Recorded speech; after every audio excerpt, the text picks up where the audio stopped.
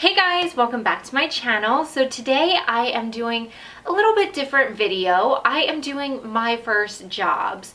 I thought this would be a great way for you guys to get to know me a little bit and a little bit more of my past. I've got them all written down along with like little funny stories. So yeah, and I saw Anna Saccone did this, like, it was probably 3 or 4 years ago, to be honest. And I always thought, oh, I'm gonna do that. And then I never got around to doing it. So I'm doing it now. Okay, so when I was very little, between the ages of like 5 and 12, I would say, I did this thing and my mom called me a house mouse.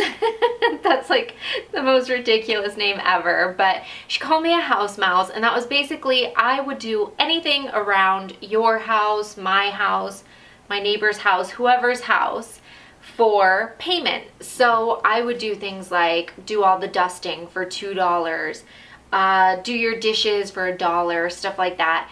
It was actually quite lucrative for me. I'm not sure if it was the best business practice, considering the fact that I was doing some of these jobs for so cheap and yet spending hours to do them. So I'm not sure if it was too smart on my part, but at the same time, people were always asking me to do stuff. So it was very, very lucrative for myself. And I always seemed to have money when my siblings didn't. So that was nice. Then when I was 13, my brother was working at this place in Roseville, California. It's called Denio's, and it's like a flea market where you have people who are selling like their used treadmills or used clothes, but then you also have people who do it as a business, and they have booths that they leave there and just lock up, and then every Friday, Saturday, and Sunday they open them up and they sell their wares, their goods. And we worked for this guy. I cannot for the life of me remember his name, but he was such a character. He was a little bit weird, to be honest.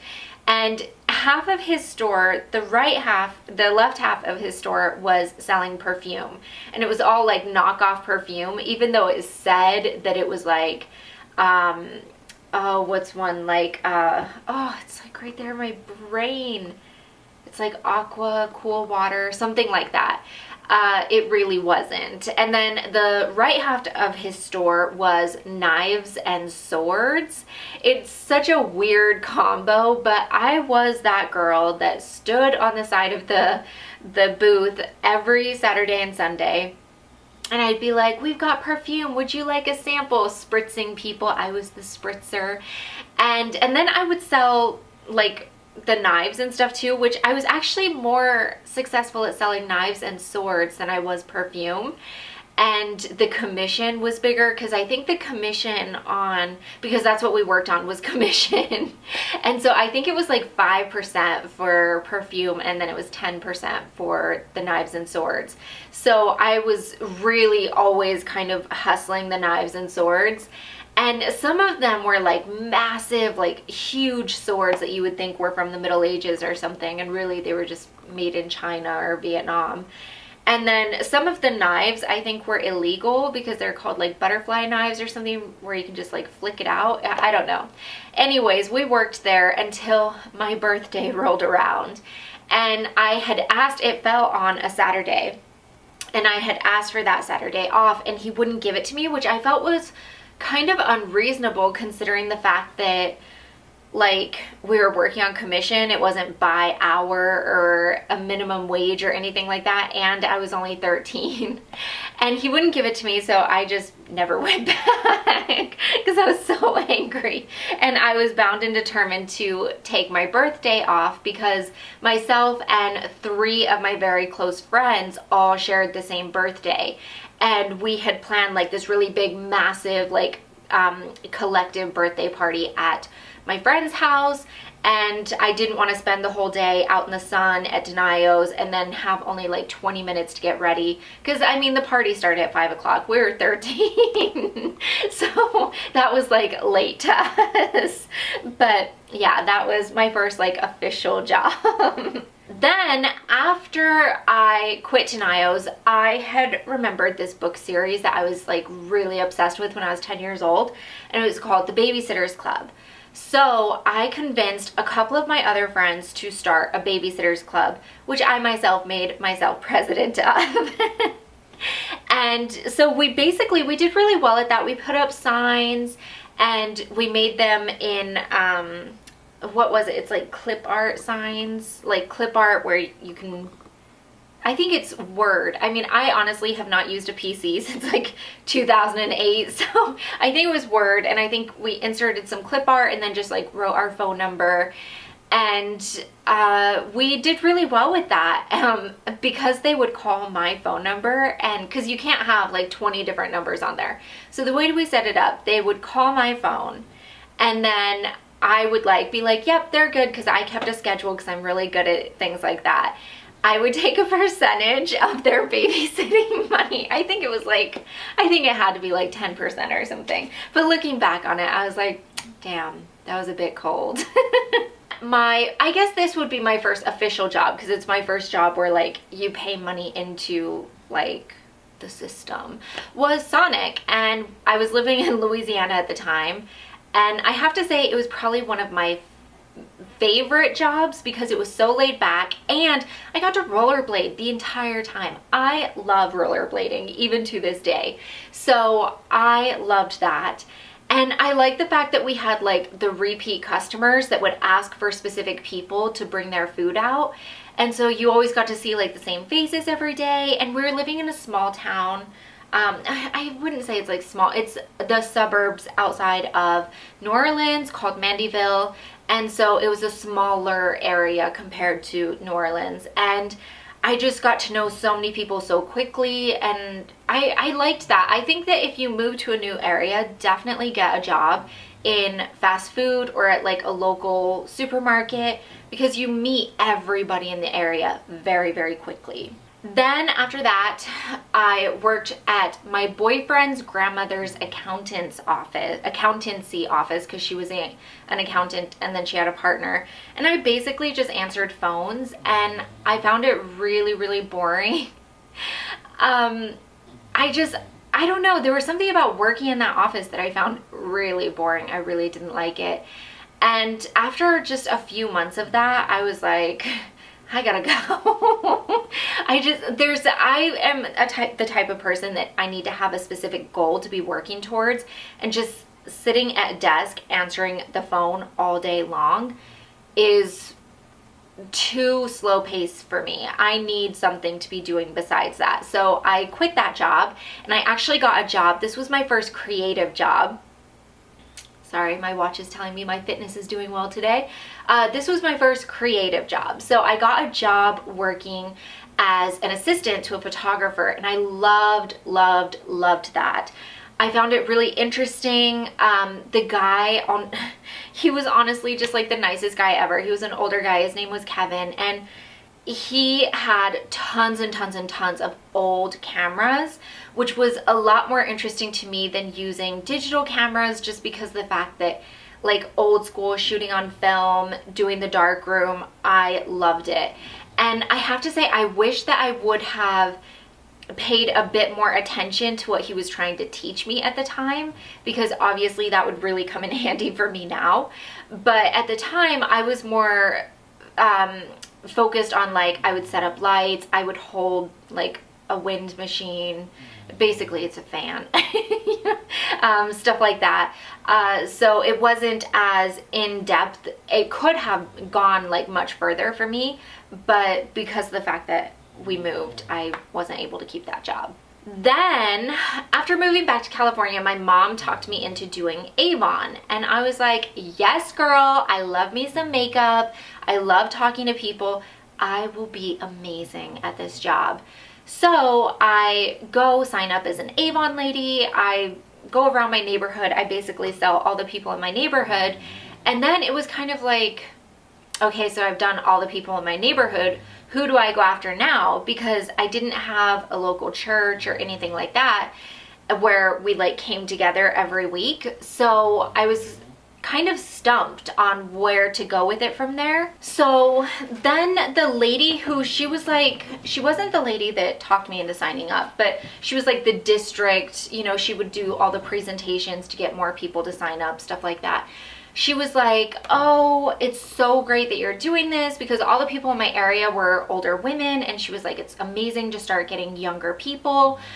And I was telling her I was having a problem because I didn't know where else to go. I sold my friends and family, I sold my neighbors, like where else do you go from that? And you can't actually ask them to be buying makeup and stuff every single month, because that's just not reasonable.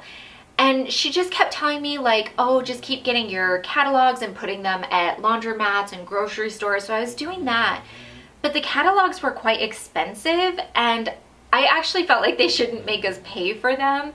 And then I just kind of thought like, okay, this really isn't for me, because I don't like the idea of selling people. Like if they want something, I'm like, yo girl, you should totally get this. But if I feel like I have to convince someone, I don't like that, because I don't like salesmanship where people are convincing me to do something. So I stopped doing Avon, and right at that same time, I was in that awkward stage where you're done with high school, but you're not 18 yet. And so because of that, like you still have to like live at home and all of that stuff, because you're still a minor. So I didn't really know what to do other than the Avon. And as I had stopped that, my neighbor, very sadly, he was a single father of 3, was diagnosed with cancer, and he had 3 small children. They were 10, 9, and 8. And his whole day basically surrounded around trying to get himself well enough to get them out of bed, breakfast, and dressed and off to school in the morning, and then try to get everything for them in the evening, like dinner, do their homework, make sure they take a bath, you know, that kind of stuff. So basically I ended up moving in with him as a live-in nanny. And like my mom was totally cool with it, because she knew him. He literally lived like just a couple houses down from us, and he was very, very ill. So it gave me something to do. It kind of gave me that purpose that I needed, and it was a great way to earn some money at the same time. And I absolutely loved it. I did it for about, I think it was 6 months I did it. And basically I would get up before the kids did. I would get their breakfast and pack their backpacks to make sure their homework was in there, lay their clothes out, and then I would get them up and they would eat, brush their teeth. I would do the girls' hair, because there was 2 of them, and then get them dressed, put them on the bus.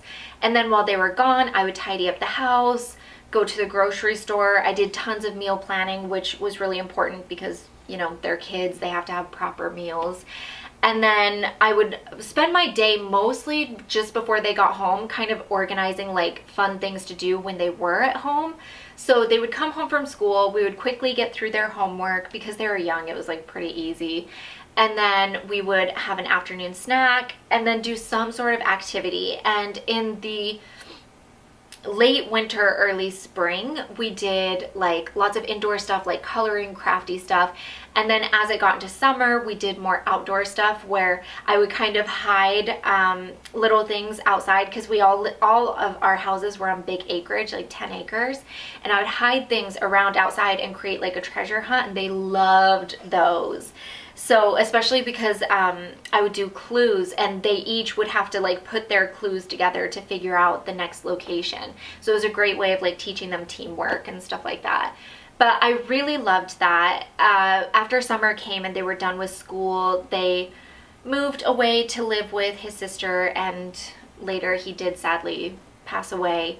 But I really, really, really loved doing that, and I'm actually still in touch with them, and they're like grown up and all of that. But yeah, it was quite enjoyable. Then after that, that's when I started working for Don at his real estate business, and just kind of took over like the management side of it, of, you know, doing basically just like the day-to-day aspects, so he doesn't have to, and he can focus more on the bigger issues like actually selling things. And then after that, which I still do that to this day, by the way, but after that I was still doing that, and I really wanted to continue doing something with makeup or something creative. And so that's when I went to makeup artist school, and I finished that, and I was doing some like makeup artistry things, but I didn't really care for call times because they're typically 4 a.m., which I don't really like that because that means that you either have to like leave your house by 3 a.m. to be there by 3:30, or, you know, if you live within a 30-minute time frame, or sometimes even earlier if you have a lot of things that you have to set up or you have a lot of people that you're trying to push through. So I didn't like that, and also I found it is not as rewarding as a lot of people sometimes lead you to believe, because when you're working with like organizations, not you're doing somebody's wedding day makeup or prom, when you're doing like actual like shoots with organizations, it gets to be a little bit stressful. It's very thankless, and people are already on edge, and it typically has nothing to do with you, but everything to do with the fact that everyone is feeling the pressure because somebody's behind and it's putting everybody else behind. And even if it's somebody that's just running 5 minutes late, it'll put a shoot behind by 15-30 minutes right there. So it was just one of those things that I didn't really care for. So I did stop doing that, and that's when I started, well, I actually started uploading YouTube videos and doing my blog before I stopped doing it, but I got much more into YouTube and doing my blog after I had stopped because I had much more free time. And I am now just doing YouTube, my blog, and still running Dawn's stuff on the day-to-day, and I'm actually enjoying it. I love doing YouTube. If any of you guys are thinking about starting a YouTube channel, I totally recommend it. I find it really fun. I love the fact that I'm able to communicate with people that I wouldn't normally meet in my day-to-day life. I like the fact that we're able to start conversations about issues. If you watch some of the news YouTubers like Phil DeFranco, or you know, activist people like Freely, I like that we're able to have a dialogue outside of the mainstream media. And even if it's just a dialogue about whether or not a lipstick is worth the hype, I think it's fun, and I think it's beneficial to all of us. So I love doing it, and I highly recommend it.